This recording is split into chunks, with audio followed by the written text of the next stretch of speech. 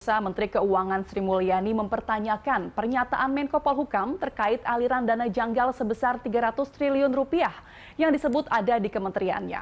Sementara itu Mahfud MD meminta adanya penelusuran terkait aliran dana mencurigakan termasuk upaya pencucian uang yang diduga dilakukan oleh ratusan pegawai Kemenkeu.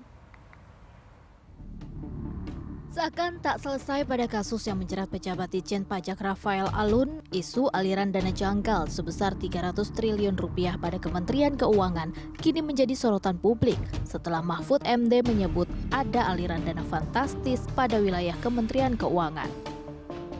Menanggapi isu tersebut, pimpinan Kementerian Keuangan Sri Mulyani mengaku baru menerima surat laporan adanya aliran dana mencurigakan sebesar 300 triliun di lingkungan Direktorat Pajak dan Direktorat Bea Cukai Kementerian Keuangan.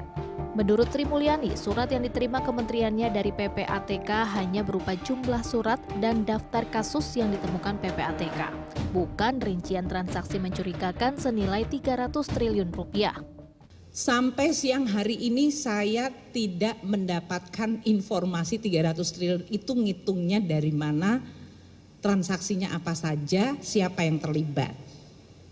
Jadi dalam hal ini teman-teman media silahkan nanti mungkin bertanya kepada Pak Ivan.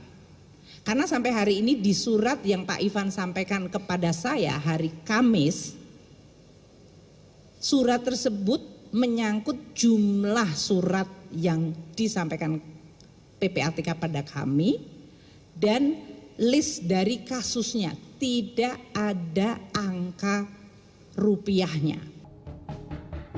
Sementara itu Menko Polhukam Mahfud MD menyebut pernyataannya adalah untuk mengungkap tindak pidana pencucian uang yang diduga dilakukan pegawai Kementerian Keuangan.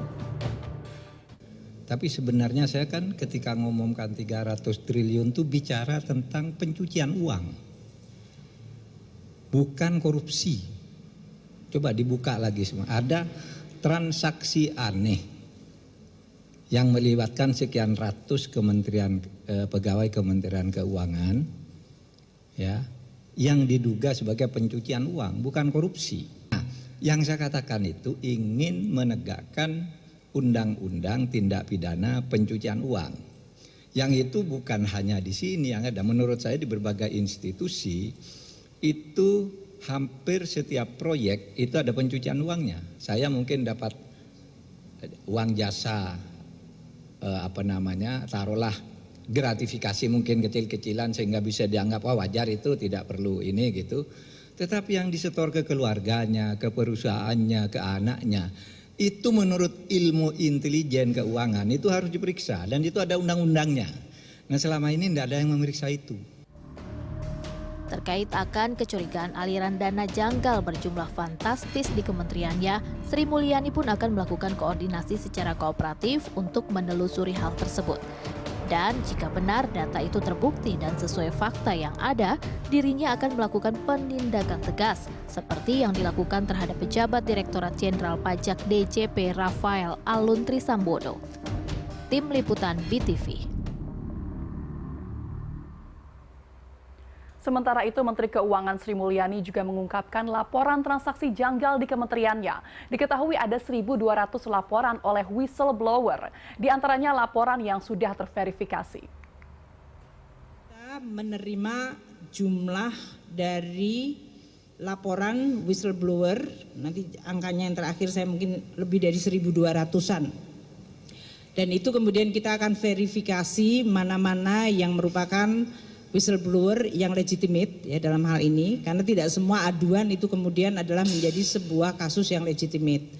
Dan bagi yang sudah legitimate maka kita akan melakukan langkah-langkah seperti yang tadi saya sampaikan, yaitu pertama menskor, mencocokkan dengan data resmi LHK atau LHKPN. Kemudian kita lihat SPT yang bersangkutan. Kemudian kita lihat profil keluarganya, kita mencek media sosialnya dan apakah ini menyangkut sesuatu. Teman-teman ya media, kalau whistleblower nggak selalu seluruhnya korupsi, ada masalah kepegawaian, ada masalah pribadi yang bisa muncul kepada kita semuanya. Tapi itu semuanya kita berikan apa yang disebut follow up.